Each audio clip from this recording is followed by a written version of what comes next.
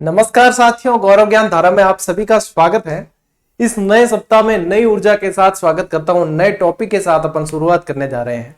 अभी तक अपन ने यूं मानकर चलो कि 50% राजस्थान की ज्योग्राफी पढ़ ली। जो जो बड़ी चीजें थी, जो समस्याएं करती थी, जहां से ज्यादा प्रश्न बनते हैं, वो सब अपन ज्यादातर जो है पढ़ चुके हैं। जैसे भौगोलिक प्रदेश है, अपने नदियां होगी, अथवा जो सबसे बड़ा कठिन टॉपिक था वो आप लोगों को अंगुलियों पे याद हो गया। ठीक है, अब क्या है, अब तो बस कुछ टॉपिक बचे हैं, महीने डेढ़ महीने की बातें हैं। क्या है, वन संपदा है, वनस्पति, वन्य जीव अभ्यारण्य, और इसके बाद कृषि, उद्योग, जनसंख्या, सिंचाई परियोजनाएं और ऊर्जा जो कोई बचे होंगे तो डेढ़ दो महीने की बातें हैं, इनको भी पूरा अपन कर लेंगे। अब देखो आगे क्लास करते करते अपन कितने 33वीं क्लास पे आ गए भैया। कौन सी क्लास है ये? Class number 33। और जहां तक मेरा अनुमान है, अपने क्लासेस ज्योग्राफी की रहने वाली है वो 60 से 70 के बीच क्लासेस रहेगी। इन सब में जो है पूरा ही निपटारा हो जाएगा। तो आज से अपन जो शुरू कर रहे हैं, ये मानकर चलो आप कि इस सप्ताह आप लोगों की ये क्लासेस चलने वाली है, यानी कि वनस्पति और वन और इसके आसपास चलेंगे। और बड़े बढ़िया दिन आए देखो इसको पढ़ने के लिए। 5 जून पर्यावरण दिवस आ रहा है ना, तो पर्यावरण दिवस को भी आपको कोई ना कोई क्लास मिलेगी बढ़िया सी। ठीक है, चलो जी शुरू करते हैं। करें शुरू? ठीक है साहब, बात होगी गणी, अब करा शुरू। अच्छा, बिफोर वी स्टार्ट, मैं तेनू एक चंगी गल दसा थे, मतलब है ना, आप लोग बिल्कुल बढ़िया तरीके से ध्यान दो। देखो, जब आप ध्यान नहीं दोगे तो फिर बाद में परेशानी होगी। बात ऐसी है जी कि फर्स्ट ग्रेड और सेकंड ग्रेड की टेस्ट सीरीज होगी सोल्ड आउट हुई। उससे पहले बहुत ज्यादा हमने आप लोगों को सूचित किया, हर तरीके से सूचित किया। यूट्यूब पे किया, टेलीग्राम पे किया, ऐप पर नोटिफिकेशन के माध्यम से किया, सब तरीके से बताया जी कि हाँ भाई सोल्ड आउट हो रही है। ठीक है, सोल्ड आउट का मतलब है उसके बाद में उसमें एनरोल नहीं हो सकते। एनरोल जो हो गए हैं वो अभ्यास करेंगे, दिसंबर तक उसकी वैलिडिटी है। और दिसंबर तक नहीं करते, 2 साल वो टेस्ट सीरीज चलेगी। ठीक है, 1.5 साल जो है लगभग हो चुका और 6-7 महीने और चलनी है, यानी 2 साल वो चलेगी। ये सारी सूचनाएं दी। उसके बाद में भी आप लोग नहीं जागते हो, उसके बाद जब सोल्ड आउट हो जाती है, मतलब मैसेज के ढेर आ गए उसके बाद भी, तो गुरुजी ये तो हमारे साथ ना इंसाफी है, अब हम प्रैक्टिस किसे करें? अरे भैया, तो आपको बताया था जब वैकेंसी नहीं आएगी तो नई टेस्ट सीरीज आएगी, उसके 2-4 महीने बाद तब कर लेना।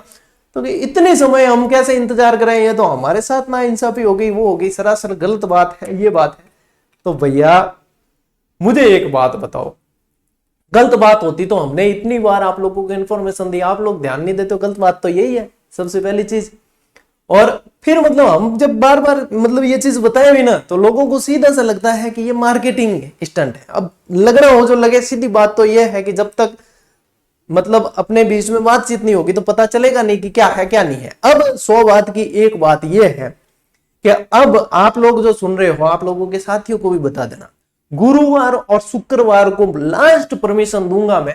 लास्ट जो है सोल्ड आउट से खुलवाऊंगा उसको, यानी परचेज का बटन आएगा, बाय नाउ का आएगा वापस। First grade second grade GK वाली जो टॉपिक वाइज टेस्ट सीरीज है। कई जना तो यूं कहे गुरुजी टेस्ट देवा की कण जब सिलेबस पूरा नहीं हुआ मैं पढ़िया कौन तो टेस्ट क्या था। अरे भैया, ये टॉपिक वाइज टेस्ट सीरीज है, एक टॉपिक उठाया उसके सारे प्रश्न है अंदर, आप लोगों को साथ साथ चलना होता है। आप इंतजार करो या तो सिलेबस पूरा होने का। फिर हमारे यहाँ तो सीधा सट नियम है, अगर दूसरा कोई प्लेटफॉर्म होता तो वैलिडिटी एक्सपायर होने के भले 10 दिन पहले तक भी सेल करें, लेकिन हम तो जो 6 महीने पहले देखो कर लेते हैं बंद। सीधी बात यह है, सोल्ड आउट उसके बाद कम से कम 6 महीने अभ्यास कर रहा है खूब है, उसके वसूल हो जाते हैं। पैसे लेते हैं आपसे 50, 60, 70, इससे ज्यादा लेते नहीं। और यदि उससे मुकाबले में आप प्रश्न देखो अंदर टेस्ट के अंदर, उसकी गुणवत्ता देखो, तो वो 60 रुपए यदि आपसे लिए है ना, तो वो 600 के बराबर गुणवत्ता उसके अंदर मौजूद है। मतलब 1 महीने भी अभ्यास कर लिया तो आपके 60 रुपए तो वैसे ही वसूल हो जाते हैं। इसके बाद भी आप लोग जो है इंतजार करते हो कि ये तो सिर्फ ऐसे ही कह रहे हैं, होगी थोड़ी हो गई लो सोल्ड आउट। फिर ये तो ठीक है कि लास्ट आप लोगों को 2 दिन दूंगा, 1 दिन भी नहीं 2 दिन दूंगा, जिसको करनी है कर लेना। उसके बाद में भले ही आप मैसेज को बाब करो, एनबी के बाद भी नहीं खोलो, सीधी बात है। उसके बाद नई वैकेंसी आएगी, उसके बाद वापस से जब टेस्ट सीरीज आएगी टॉपिक वाइज, तब आप लोगों को दी जाएगी। तब तक राम भजो या कोई भी आपको अभ्यास करा ले, वहां से कर लेना। सीधी बात यह है। पशु परिचर वाले, सीईटी वाले भी ध्यान दे देना कि निर्णय लेने में आप लोगों को अभ्यास करना है तो समय पे निर्णय लो। ये में समय निकालोगे, किसी को पूछने जाओगे तो कोई आप लोगों को बताने वाला नहीं। हम लोग जो है देखो भूंड का ठीकरा लेकर भी आप लोगों को कहते हैं, कई जने जो देखते हैं वो कहेंगे कि देखो सर कह रहे हैं, सीधा सीधा कहना पड़ता है, क्योंकि बाद में जो परिस्थिति आती है वो हमारे सामने आती है।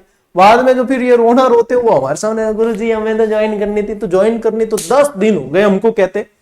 आप लोगों को रोज इत्तला दी जाती भैया लास्ट दिन है, लास्ट दिन है। कुंभकर्ण की नींद सोते ही क्यों? फिर कोई जगाने आएगा आप लोगों को कुंभकर्ण की नींद से? तो अब चाहे फर्स्ट ग्रेड सेकंड ग्रेड वाले हैं, पशु परिचर वाले, तो अभी तो देखो महीने पर सोल्ड आउट नहीं होने वाली, लेकिन ज्वाइन कर लेना समय पे। हमारे देखो सर्वर पे लोड बढ़ता दिखा और हम लोग देखेंगे कि हाँ भाई पढ़ने वाले विद्यार्थी सारे एनरोल हो चुके हैं। अब जो है छूटकर भाई यूं ही फालतू टाइम पास करने जो डिबिन कोई मतलब नहीं, मैं करता सोल्ड आउट, सीधी बात है।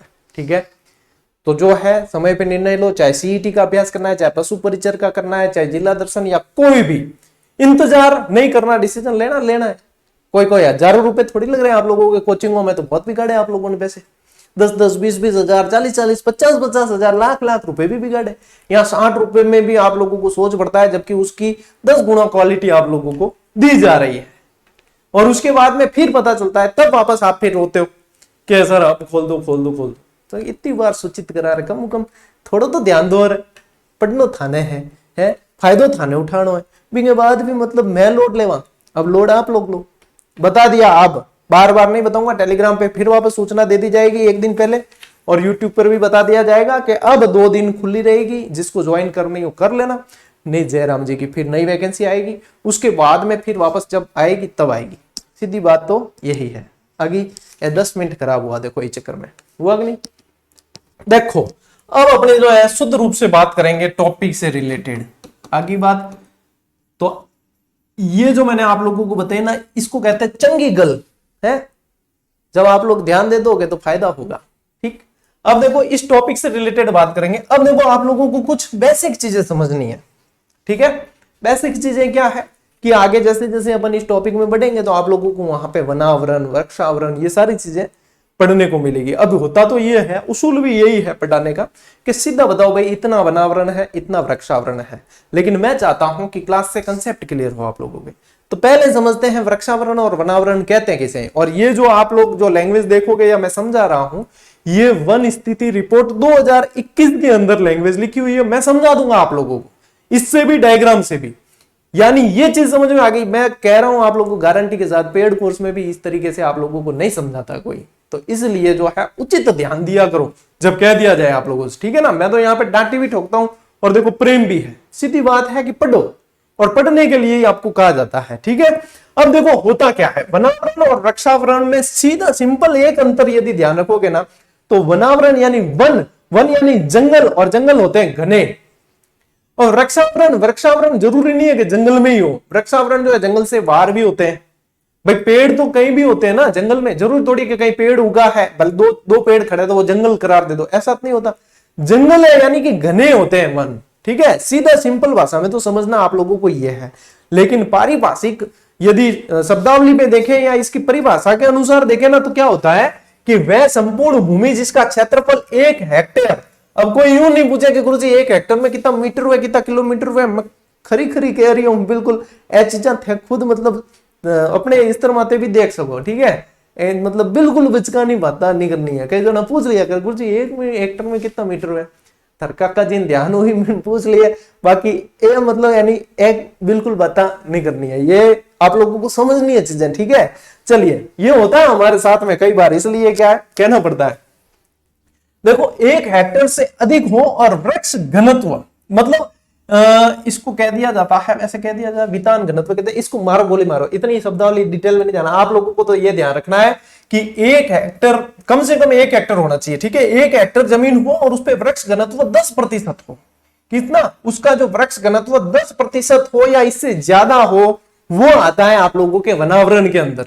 यानी 1 हेक्टेयर जमीन है भैया, उसमें 10% जो है वृक्ष का घनत्व यदि है, ये पैमाना है, तो वो है वनावरण। ठीक है, आगे बात समझ। अब देखो वृक्षावरण क्या है। वृक्षावरण होते हैं अभिलेखित वन, जो वन स्थिति रिपोर्ट के अंदर अपन को आंकड़े भी मिलते हैं अभिलेखित वन के। ठीक है, अभिलेखित वन और वनावरण, ये जो वनावरण अपन ने पढ़ा, इसको छोड़कर, अभिलेखित वन और वनावरण को छोड़कर, यानी इनसे बाहर स्थित होंगे, इस एरिया से बाहर स्थित होंगे, इसके अतिरिक्त 1 हेक्टेयर क्षेत्रफल में से कम वाले वृक्ष, यानी कि ये भैया आप लोगों के वनावरण आ गया, ठीक है, ये आप लोगों के अभिलेखित वन आ गया। इसके बाद जो 1 हेक्टेयर में खुले वृक्ष होते हैं, 1 हेक्टेयर में कितने, वो वृक्षावरण कहलाता है, ठीक है। अभी ये चीज मैं डायग्राम से आप लोगों को बताऊंगा। वन स्थिति रिपोर्ट 2021 के अनुसार ही इसका बहुत बढ़िया डायग्राम दे रखा है, ठीक है। तो एक बार यदि आप लोगों को ये समझने वाली चीज है, ये परिभाषा एग्जाम में नहीं पूछी जाती लेकिन आंकड़े पूछे जाते हैं इससे रिलेटेड, तो ये चीज पहले अपन को समझनी जरूरी है। आगे बात समझ लो, स्क्रीनशॉट लेना हो तो लो फटाफट। देखो जी, ओ जी को थान दिखे नहीं, ओ स्क्रीनशॉट लियो दो। वन स्थिति रिपोर्ट 2021, भारतीय वन स्थिति रिपोर्ट, ठीक है।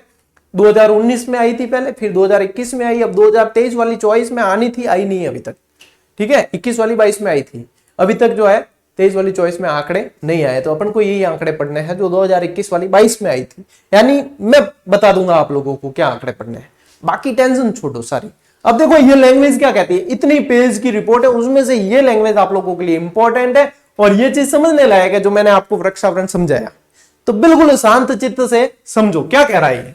राष्ट्रीय वन नीति 1988, एक तो सवाल यहीं से आ गया, हालांकि मैं नोट्स मेकिंग पैटर्न पे आप लोगों को ये चीज देने वाला हूं, अभी इसी क्लास में बताऊंगा, वन नीतियां सारी बताऊंगा, वहां से सवाल बनते ही बनते हैं।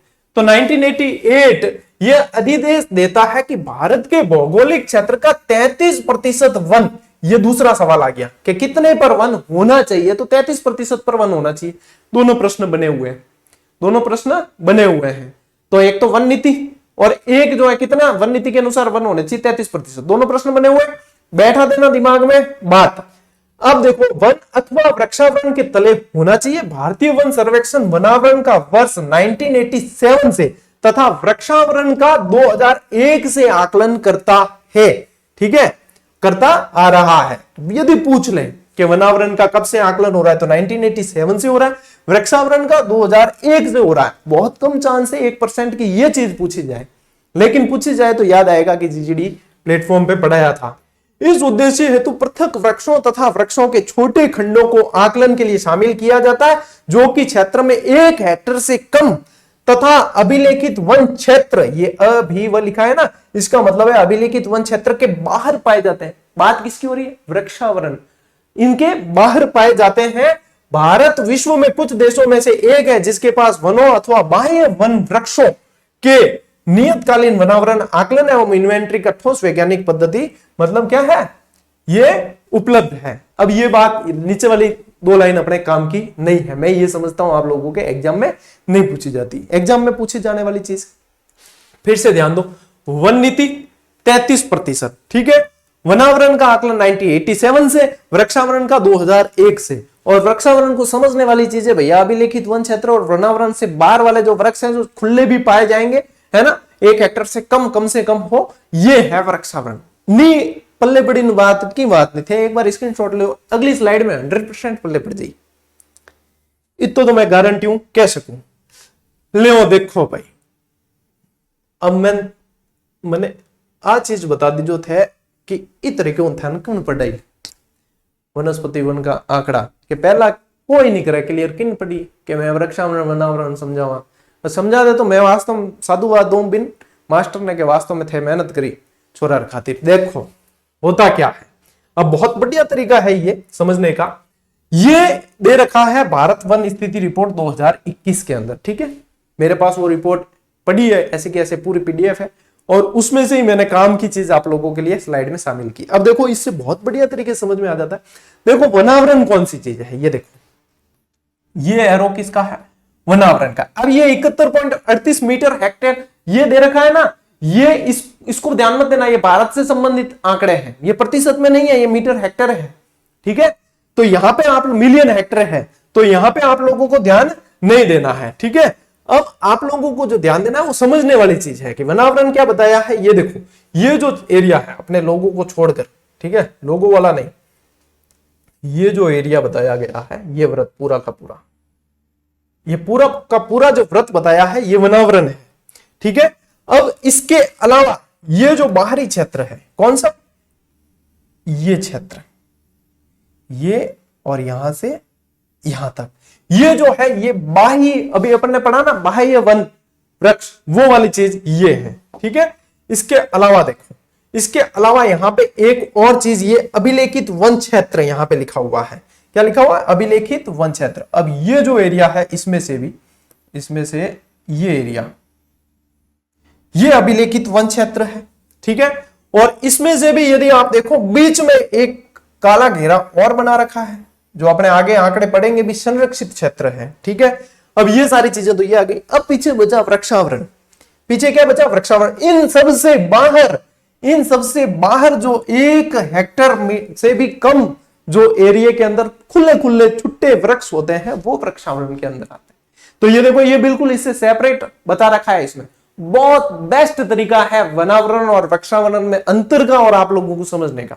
और मेरे अनुसार नहीं है, वन स्थिति रिपोर्ट की लैंग्वेज के अनुसार है, जो आप लोगों को पढ़नी होती है, लेकिन अपने क्या ध्यान नहीं जाता है। क्यों नहीं जाता है? क्योंकि अपने पूछा नहीं जाता ना, परिभाषा पूछी नहीं जाती, आंकड़ा रट लेते हैं, बस ये चीज हो जाती है।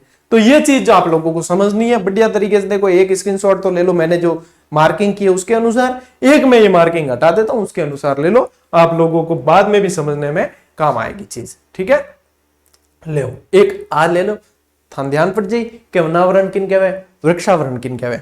आ चीज समझ में आई। अब जो है अपन आगे बढ़ सकते हैं बिल्कुल शांति से। ठीक है, चलो अब आते हैं अपन आंकड़ों से संबंधित बातों पे, और जो एग्जाम में पूछे जाते हैं, वन नीति से संबंधित चीजें बहुत पूछी जाती है।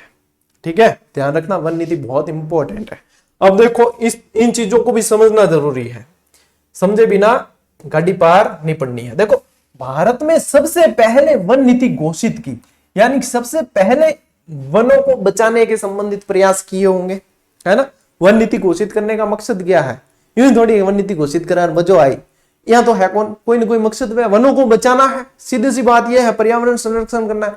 तो सबसे पहले मुझे बताओ कि ये विकास वगैरह ऐसी बातें किसके दिमाग में आई होगी कि रेल की पटरियां बिछा दी जाए, डाक विभाग की स्थापना कर दी जाए, एक आदमी हो, अंग्रेज हो भले, लेकिन विकास का कार्य करे, नाम हो डलहौजी। क्या नाम हो? डलहौजी। तो 1855 के अंदर ये ध्यान रखना, लॉर्ड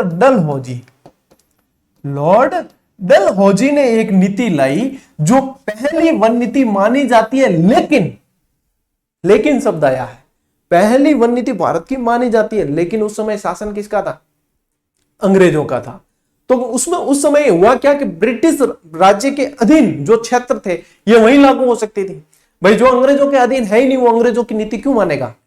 तो ये सीमित क्षेत्रों में लागू हुई कि अंग्रेजों के अधीन जो क्षेत्र थे वहां पे डलहौजी की ये नीति लागू हुई। अब पहली वन नीति तो वैसे माने तो देखो डलहौजी ने प्रयास किया, तो पहली वन नीति ये मानी जा सकती है, लेकिन व्यापक क्षेत्र पे ये लागू नहीं हो पाई।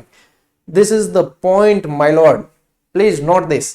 ठीक है, अब देखो संपूर्ण भारत, यहां पे जो है लैंग्वेज हो गई चेंज। आप लोग अब यह कोई किताब भी डायरेक्ट पढ़ते हैं तो वहां पे देखोगे कि वन नीति घोषित की डलहौजी 1855 बढ़ी, और बाद में मतलब अपा पढ़ा के 1894 है पहली वन नीति।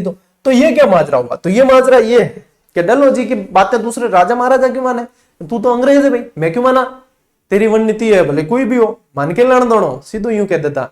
ठीक है, तो फिर यहां पे ध्यान रखना है कि अब संपूर्ण भारत में जो पहली वन नीति लागू हुई वो 1894 है। और लगाओ मोस्ट इंपोर्टेंट, आप लोगों को एग्जाम में ये पूछा जाता है 1894 सबसे पहली वन नीति वाला सवाल जो है आपको पूछा जाता है, उसमें 1894 करना है, क्योंकि संपूर्ण भारत में, यानी कि ये कैसे हुई? व्यापक स्तर पे। इसको क्या कह सकते हो आप? व्यापक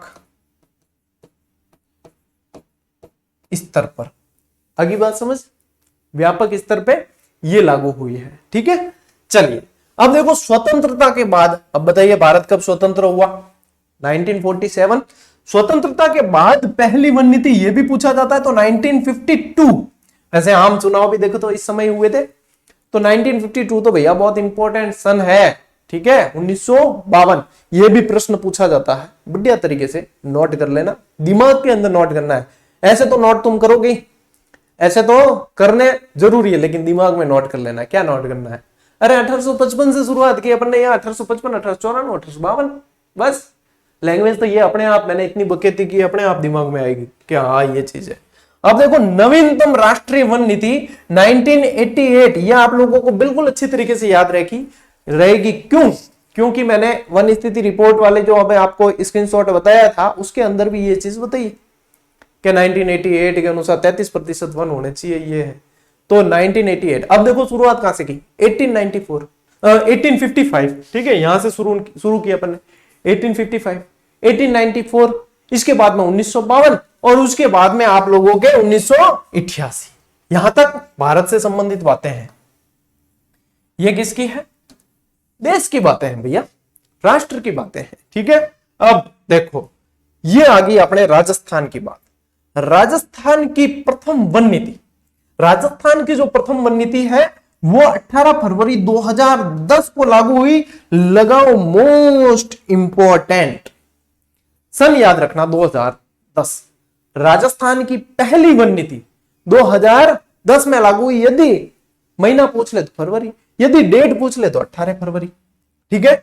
अब देखो राजस्थान की प्रथम इको टूरिज्म पॉलिसी, ये भी जो है आप लोगों को ध्यान में रखना है, 4 फरवरी, 4 फरवरी, ये आप लोगों को यहां पे ध्यान में रखना है। इको टूरिज्म पॉलिसी जो है 4 फरवरी 2021 कर लेना, 2021, ठीक है। ये थोड़ा सा आप लोग देख लेना, ठीक। अब ये पहली इको टूरिज्म पॉलिसी, ये भी आप लोगों को ध्यान में रखनी, ये 2010 इसी का आ गया, ठीक है। चलो कोई बात नहीं। अब देखो, अब थोड़ा सा अपन इसको ले लो आप स्क्रीनशॉट बढ़िया तरीके से, फिर बढ़ते हैं अपन आगे। यहां तक बात आ गई आपको समझ में, ठीक है।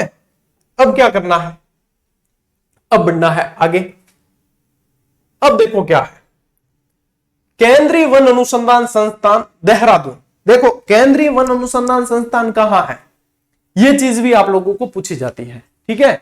तो ये चीजें भी आप लोगों को ध्यान देनी पड़ेगी। अब यहां पे एक चीज और पीछे रहेगी, वो ये बताना था मुझे, हाँ आजा भाई, कट है, हाँ। अब ये तो है 2010 और एक नई राजस्थान वन नीति,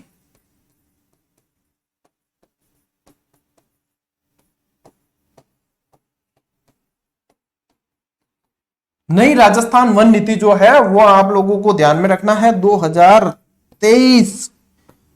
और जिस किसी को विश्वास नहीं हो, मैं आप लोगों को बताता हूं, मेरे पास में नई राजस्थान वन नीति भी है। आप लोगों की क्लास से पहले बहुत सर्च करना, मतलब बहुत जो है शोध करना पड़ता है हमें खुद ही।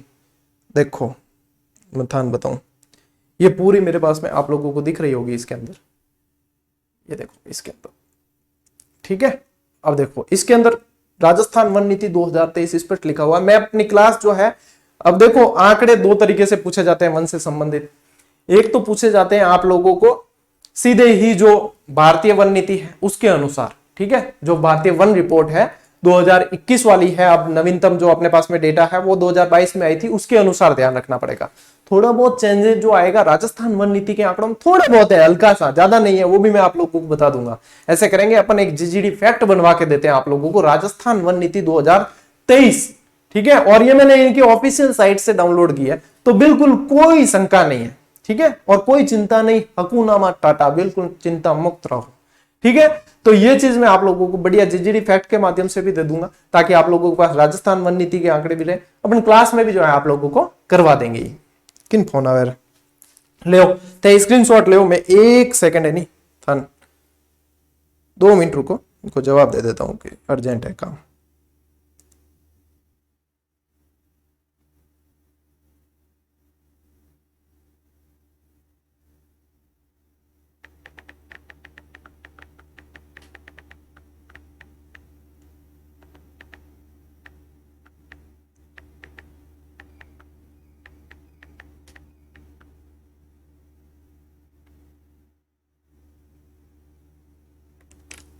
हाँ जी, तो हो गया।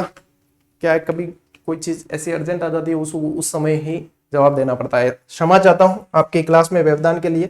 तो नई वाली भैया पूछे, ध्यान रखना 2023 में आप लोगों को आंकड़े भी जीजीडी फैक्ट के माध्यम से और क्लास के माध्यम से दोनों दे दूंगा। यानी कि अब नई पूछे तो 2023 है, और उस नई नीति के अंदर यदि अपन पढ़ते हैं ना, उसमें तो लिखा हुआ है कि 2010 में जो है भैया पहली नीति आई थी, और अब 2023 आ गया, तो हमें नई नीति लागू करने की और ये देने की आवश्यकता पड़ी, इसलिए बहुत बढ़िया तरीके से जो उसमें लिखा हुआ मेंशन किया हुआ है। यदि आप लोगों को खुद पढ़नी हो ये वन नीति तो ये पीडीएफ में टेलीग्राम पे भी डलवा दूंगा, बता देना कमेंट करके। आप लोग खुद इच्छुक हो कि सर हमें ये नई नई वन नीति की पीडीएफ आप दिला दो, मेरे पास पड़ी है, मुझे देने में कोई गुरेज नहीं है, ठीक है, मैं दे दूंगा। तो ये स्क्रीनशॉट ले लिया ना आप लोगों ने। अपन आ गए थे अगली स्लाइड पे, ठीक है। वो इको टूरिज्म 2010 मत लिख देना, वो ऊपर वाला आ गया था। 2021 से मैंने करवा दिया क्लास में संशोधन, ठीक है, जुलाई 2021 था।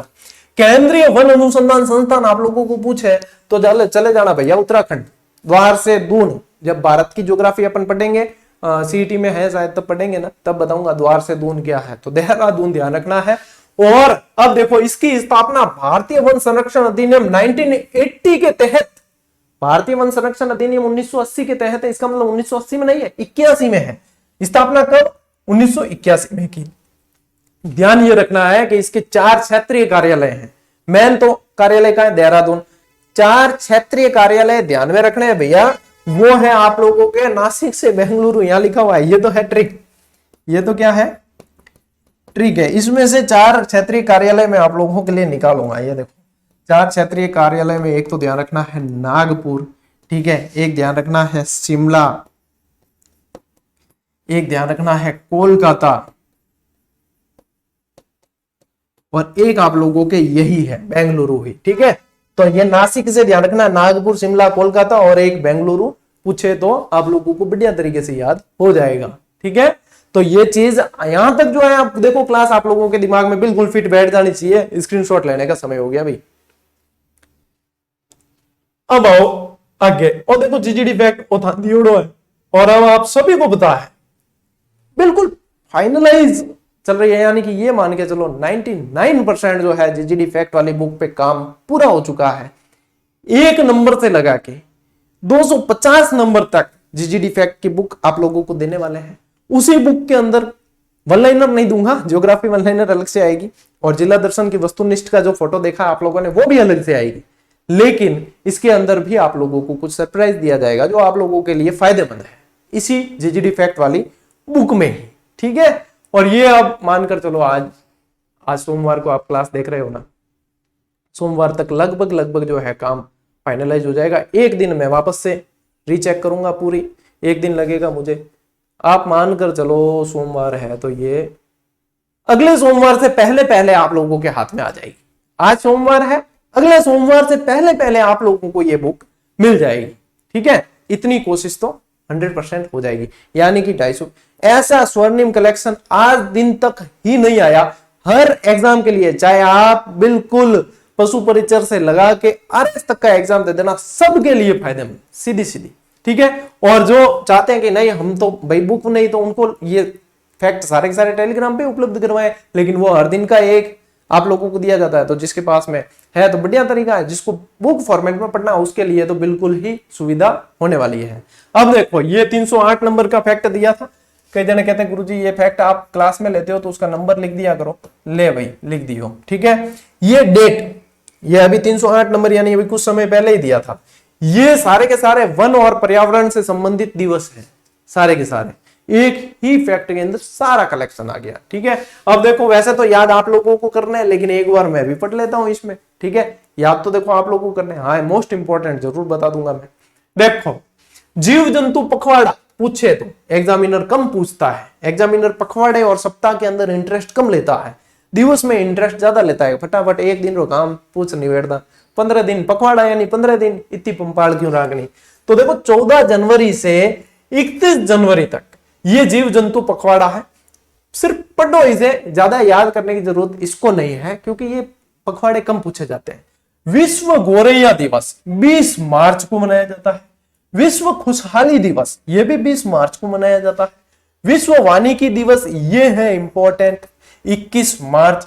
विश्व पृथ्वी दिवस ये भी इंपॉर्टेंट, 22 अप्रैल। और ये जो इंपॉर्टेंट है, इस दिन तो अपन वैसे ही इससे रिलेटेड फैक्ट भी आप लोगों को देते ही है ये दिवस, तो ये तो वैसे भी आप लोगों के पास में कलेक्शन होता है।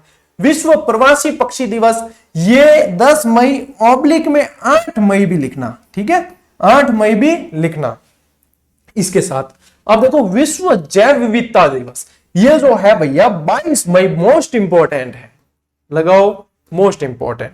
सर्वाधिक जैव विविधता दक्षिण अरावली और न्यूनतम जैव विविधता कहां? पश्चिमी राजस्थान। क्यों है न्यूनतम? क्योंकि देखो शुष्क मरुस्थल है तो जैव विविधता कम होती है। लेकिन यदि बाकी मरुस्थल की तुलना में जैव विविधता देखोगे तो अपने वाले मरुस्थल में ज्यादा है, यानी थार के मरुस्थल में ज्यादा है बाकी के मुकाबले।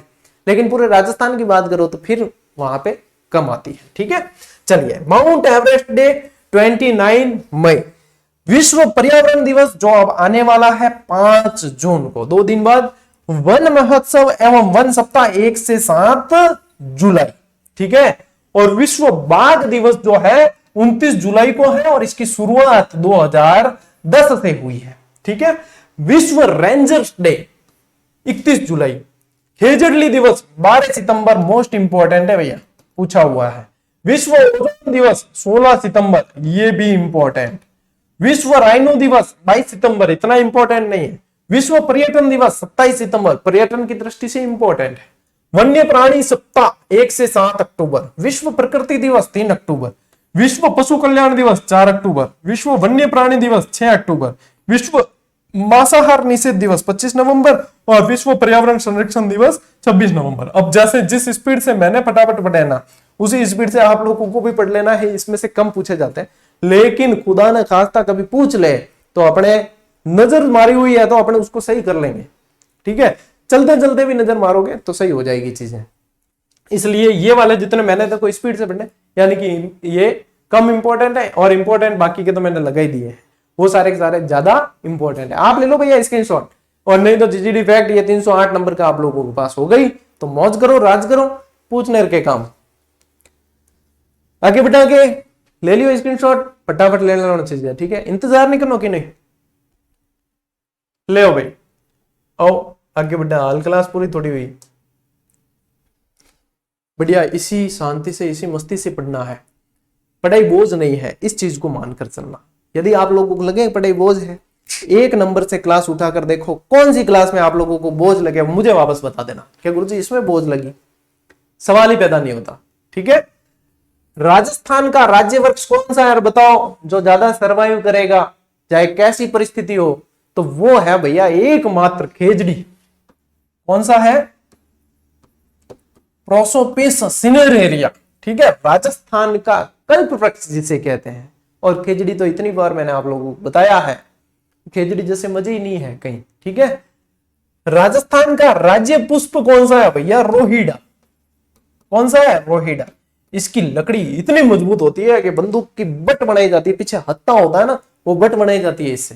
ठीक है, ये भी ध्यान रखना। टिकोमेला पेंडुलेटा नाम है वैज्ञानिक। रूख बाइला किसे कहा जाता है? वृक्ष मित्र को कहा जाता है। पूछा हुआ प्रश्न है भाई, वृक्ष मित्र। पेड़ वाले बाबा काकपुरी, ध्यान रखो ये बाबा जी सब ध्यान रखना है अपने को, काकपुरी। ठीक है, बेटी के जन्म पर 111 पौधे लगाने की मुहिम, पहले 51 पौधों शुरू की, फिर 111 तक है। बहुत बढ़िया बेस्ट मुहिम मानता हूं मैं इस चीज को, क्योंकि 2 चीजें यहां पे घोषित हो रही है, एक तो बेटी, दूसरा वृक्ष, यानी कि बहुत बढ़िया शानदार मुहिम है। ये चलाई गई है भैया पीपलांतरी गांव राजसमंद के अंदर। कहां? पीपलांतरी राजसमंद। याद रख, जो पूछियोड़ो प्रश्न है।